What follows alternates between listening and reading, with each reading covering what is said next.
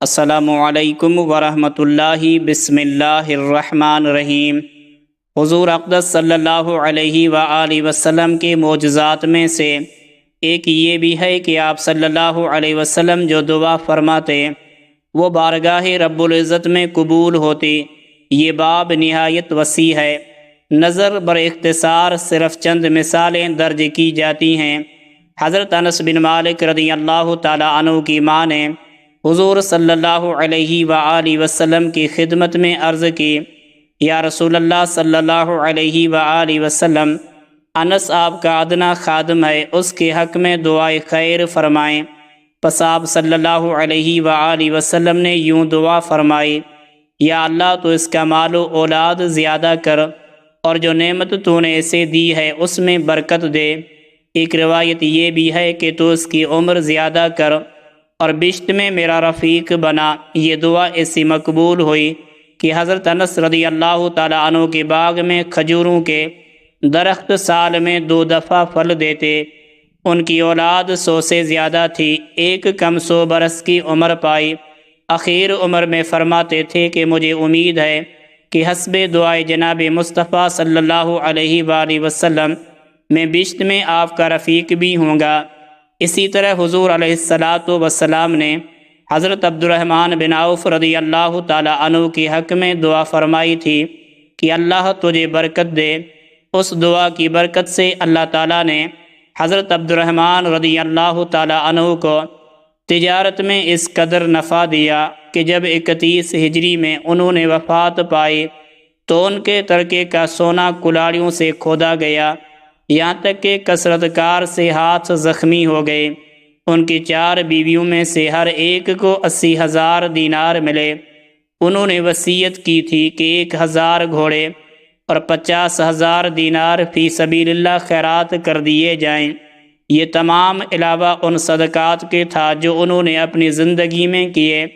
چنانچہ ایک روز 30 غلام آزاد کیے، ایک مرتبہ 700 اونٹوں کا کارواں مع مال و اسباب تصدق کر دیا، ایک دفعہ اپنا آدھا مال راہ خدا میں دے دیا، پھر 40,000 دینار، پھر 500 گھوڑے، پھر 500 اونٹ تصدق کیے۔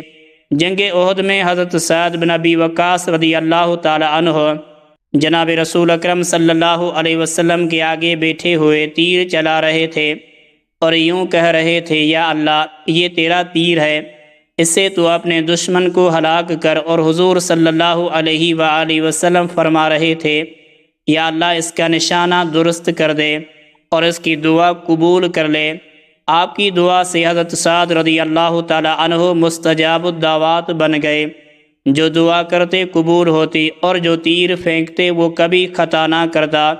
اسی طرح حضور صلی اللہ علیہ وآلہ وسلم نے دعا فرمائی تھی کہ یا اللہ اسلام کو عمر بن خطاب یا عمر بن شام یعنی ابو جہل کے ساتھ عزت دے۔ یہ دعا حضرت عمر رضی اللہ تعالی عنہ کے حق میں قبول ہوئی، وہ ایمان لائے اور اس دن سے اسلام کو عزت و غلبہ حاصل ہوا۔ حضرت عبداللہ بن عباس رضی اللہ تعالی عنہما کے حق میں حضور صلی اللہ علیہ وآلہ وسلم نے دعا کی تھی کہ یا اللہ اس کو دین میں فقیہ بنا دے۔ اس دعا کی برکت سے حضرت ابن عباس رئیس المفسرین اور حبر الامت بن گئے۔ ایک روز حضرت صلی اللہ علیہ وآلہ وسلم نے فرمایا کہ جو شخص میری اس دعا کے تمام ہونے تک اپنا کپڑا بچھائے رکھے گا وہ میری احادیث میں کبھی بھی کچھ نہ بھول پائے گا۔ حضرت ابو ہریرہ رضی اللہ تعالی عنہ بیان کرتے ہیں کہ میرے پاس ایک کملی کے سوا کوئی کپڑا نہ تھا، میں نے کملی ہی بچھا دی، یہاں تک کہ حضرت صلی اللہ علیہ وآلہ وسلم نے اپنی دعا تمام کی، پھر میں نے اپنی کملی لپیٹ کر اپنے سینے سے لگا دی۔ قسم ہے اس ذات کی جسے حضرت صلی اللہ علیہ وآلہ وسلم کو حق دے کر بھیجا ہے کہ میں آپ کی احادیث کو آج تک نہیں بھولا۔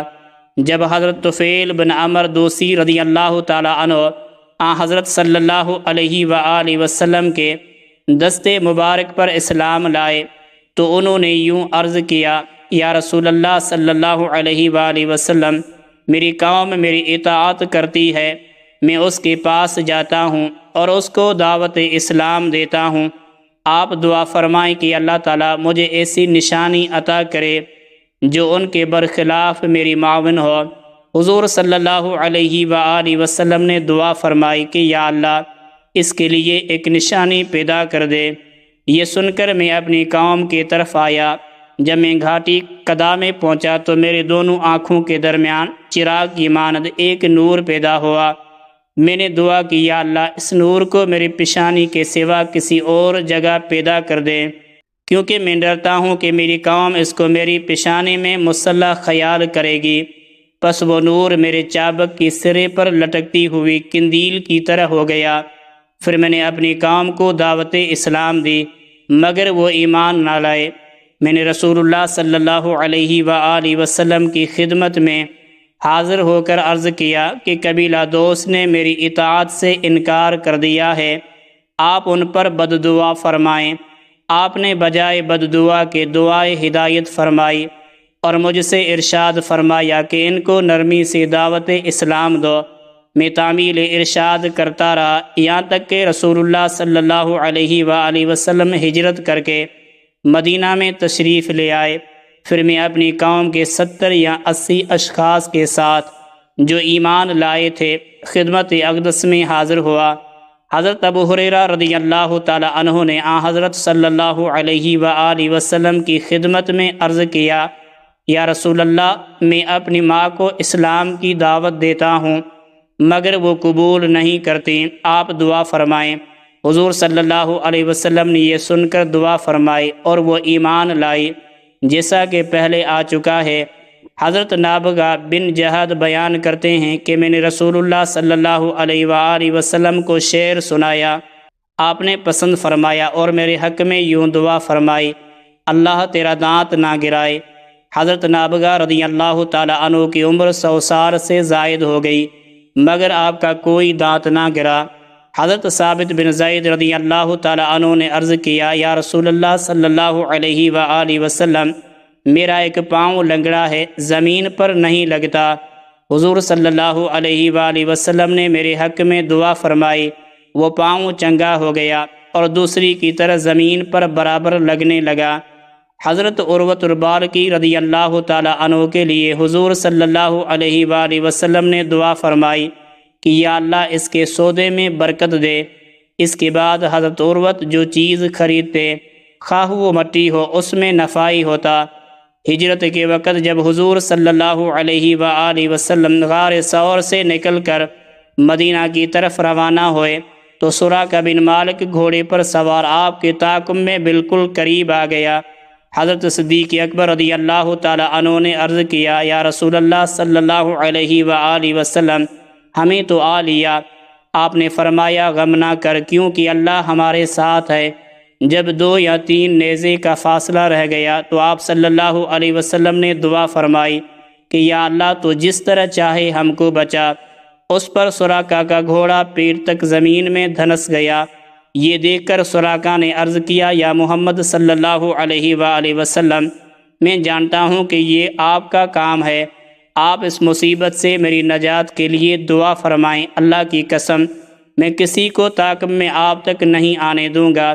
چنانچہ آپ صلی اللہ علیہ وآلہ وسلم کی دعا سے سراقہ نے نجات پائی اور وہ واپس چلا گیا۔ راستے میں جس سے ملتا اسے یہ کہہ کر موڑ لیتا کہ میں نے بہت ڈھونڈا، حضرت ادھر نہیں ہیں۔